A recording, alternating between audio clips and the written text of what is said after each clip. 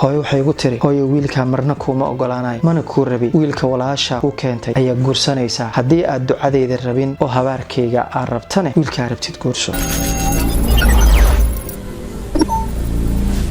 qisadan waxay la soo wadaagay wiil wuxuu dhahay gabar aan qaraabo ahayn oo habaryar maamaygu aadan dhashay ayaa xiriir jacayl naga dhaxeeyay wali waxaan ahayn laba qof jacaylkooda uu baaxad weyn yahay wuxuu xiriirkeena socday muddo 4 sano ah maalin walba farxadeena inay ziyaada ma ahayn marna manaaqusaynin waxaan ahayn laba qof oo is aaminsan waxaan ahayn laba qof oo aad isugu kalsoon jacaylka aan u qabo gabadha waxa uu gaaray heer meel kale aan waxba ka soo cuni karin ilaa inaan imaado gurigooda waxay gacanteeda ku kariso keliyaan cuno walba liga cazuumo raashin walba oo la ii kariyo wax dhadhana moosan lahayn ilaa iyada kan gurigeeda ay ka kariso aad bay ugu macaan yihiin wuxuu ahaa jacayl farxadii kalsooni wato waxay ahayd gabar aan aad u aaminsanahay intaan anigu jeclaa in la mid ah ayay jeclayd 4 sano farxad aan wada wadaagaynay maalintii inta aan kala maqannahay ama inta aan isla hadleen aad bay u yarayd wuxuu ahaa dareen ku dheehan farxad wuxuu ahaa jacayl aan marna murug lahayn wuxuu waqtigu sidaa u socdo waxaan farxadda wada qaadano waqtiga uu socdo maalin ayay soo wacday waxay tiri waxaan rabaa inaan kula kulmo arin degdegan ku haya waan xasuustaa inta ay ii soo socotay fikir badan ayaa galay maxaa dhacay sidii wuxuu jiraan ugu dambeyn markay ii timaaday salaan iyo sheeko gaaban kadib waxay dhahdaa maanta waxaan ku wadaa waxaadna ku farxi doonin wali adiga kaliya maaha labadeena aan ku farxi doonin 4 sano aan soo wada soconay hadal aan ku dhihin waxaan labadeena ku fikirin ayaan ku dhihi wadnahayga wuxuu bilaabay markay hadalka ay tiri runtii shaqo saa'id ah sidoo u shaqeynayna wadnahayga ayuu u shaqeey walwalna uu soo wajahay dhici doono waxay tiri waxaa jirto gabar aniga iga weyn ee Soomaaliya jirta waana qaana marka gabadha oo sida hore idinku sheegay gabadha waxay ahayd gabar qaraabaan nahay waxay tiri baayo ayaa waxa loo xareeraba line hooyo waxay tiri waa inaad baxdaa Soomaaliya aada gabadha walaasha ilmaheeda aad hayso si ay gabadhaasi halkan ku timaado oo leenka loo xareeyo arintaas ayaa jirto waxaan ku dhahay ma jeclaysan imana farxad gelinin laakiin muhiimadda haddii waalid soo gashay waa ku qasbanahay inaan yeelno waana markii ugu horeysay intaan labadeena isnaqaano waqtigan kala dheeraan doono waa imtixaan kamid ah imtixaanada dadka isjecel ay maraan laakiin insha Allah adigoo nabad qabo iyo anoo nabad qabo waa isku imaanayna labadeena kuma aanan faraxsanayn inuu midkood baxo laakiin haday imaatay dan waalid oo lagu qasban yahay waxa loo diyaariyay safarkeedii aniga ayaa kaxeeyay airportka geeyay kullay ilin iyo murugo oo aad dareemaysid qof aad jeceshahay sanado wada socoteen maanta ka tagayso nafta waxay dareemayso qalbiga sidoo noqonayo cid walba way dareemi kartaa way baxday anigu waan soo noqday magaaladu waxay ila noqotay mid mugdi ah markaan ka soo noqday dhanka airportka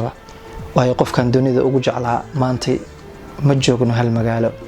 oo magaalo kale ay safar waaday ugu dambeyn airportka Muqdisho markay ka degtay gabadha walaasheeda iyo nin markaas gabadha la socday oo shaqo wadaag ay yihiin ayaa soo dhaweeyeen xafadii la keenay ninkii oo ma aragtay gabadha walaasheed la socday ayaa gabadha walaasheed wuxuu ku dhahay gabadhan ma la qabaa maya waa walaashay iga yar xiriir miya leedahay maya ku tiri runtii gabadha walaasha aad baan ugu helay haddii suuragal tahay waan jeclaaday gabadha walaasha ani aad waxaan nahay dad 15 sano wada shaqeynay oo isnaqaano haddii suuragal tahay gabadha walaasha waan ka helay inaan guursado haddii suuragal tahayna diyaaran u ahay waxaa la keenay xaafadii gabadhii marka xaafadda la keenay 2 maalmo kadib gabadhii walaasheeda waxay ku tiri abaayo wiilkii maalin dhaweed markaan ku soo dhaweynay ila socday waxaan wada shaqeynaa muddo 15 sano waa wiil wanaagsan waa wiil aan in badan wada aqaano wanaagiisa iyo xumaantiisa adigu ka helay waana ku farxay runtii waa wiil wanaagsan oo aan gabar siisan karno wiilkaas aku jeclaaday gabadhu waxay ku tiri abaayo waa mahadsan tahay wanaaga aku sheegtay laakiin anigu wiil kale aan jeclahay oo muddo 4 sano wada soconnaa oo nolosha iyo nafta aan meel wada dhiganay marka waa mahadsan tahay ma awoodo saaxiibka inaan xiriirka iyo jacaylka oo ii qaaday aan wax ula qaban karo anigu qofaan balan ka soo qaaday qofkaas aan balansannahay gabadha walaashay meeshaas kuma ekaanay tiri safarkeeda soo baxay way soo tagtay hooyay way maatay hooyadii warka u geysay waxay ku tiri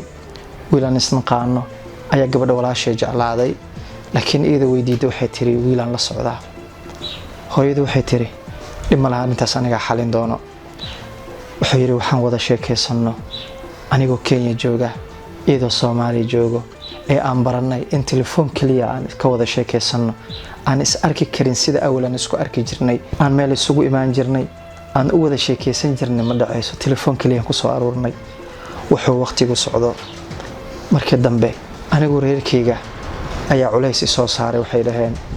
waxa tahay nin shaqaysto waxa tahay nin wax soo bartay sababtaad u guursan laadahay maxay tahay ama gabar noo keenso ama anaga gabar ku keenayno oo kugu dareyno mar walba reerkayga sidaas ay dhihi jireen